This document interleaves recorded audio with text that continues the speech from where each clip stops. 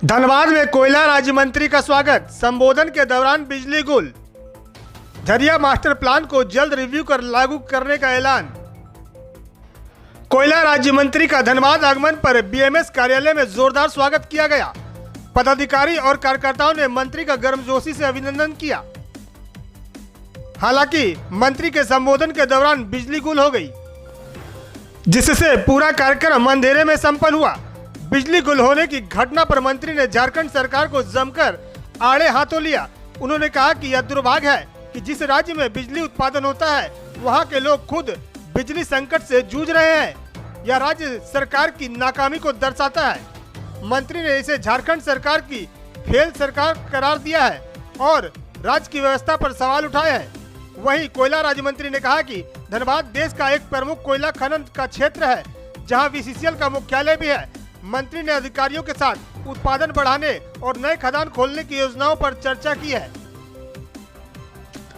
इसके साथ ही मंत्री ने झरिया के पुनर्वास को लेकर बड़ा बयान दिया है। उन्होंने कहा कि झरिया एक्शन प्लान जरेडा की समीक्षा जल्द की जाएगी। इस योजना के तहत विस्थापित परिवारों को पुनर्वास को तेज किया जाएगा। मंत्री ने बताया कि प्रधानमंत्री के नेतृत्व में अधिकारियों के साथ पहले ही मैराथन बैठक हो चुकी है, जिसमें इस क्षेत्र के सभी मुद्दों पर चर्चा की गई है।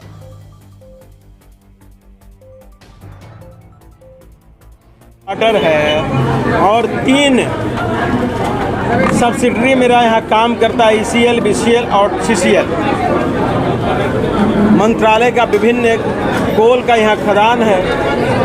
तो एक तो उद्देश्य है वहाँ आके समीक्षा करना कि किस हद तक हमने लक्ष्य प्राप्त किया है और आगे लक्ष्य क्या है और आम मजदूरों की क्या समस्या है और आप कोयला खदान से जो कोयला निकालने में कितनी परेशानियां होती है, किस किस का अभी जो नया खदान चयनित किया गया है उसमें किसका किसका आप एनओसी मिल चुका है, इसको सबका सर्वे और सबका ब्रीफिंग करेंगे हम लोग। मंत्री जी, विस्थापन को लेकर दीवान हाउसिंग फाइनेंस का क्या मामला है? दीवान हाउसिंग फाइनेंस आप साइड से पूछिएगा, साइड से पूछेंगे। क्या बोलिए भैया? को लेकर के जो बात हो रही थी, बराबर रिव्यू मीटिंग के बाद रिव्यू भी हुआ, वो किस स्थिति में है?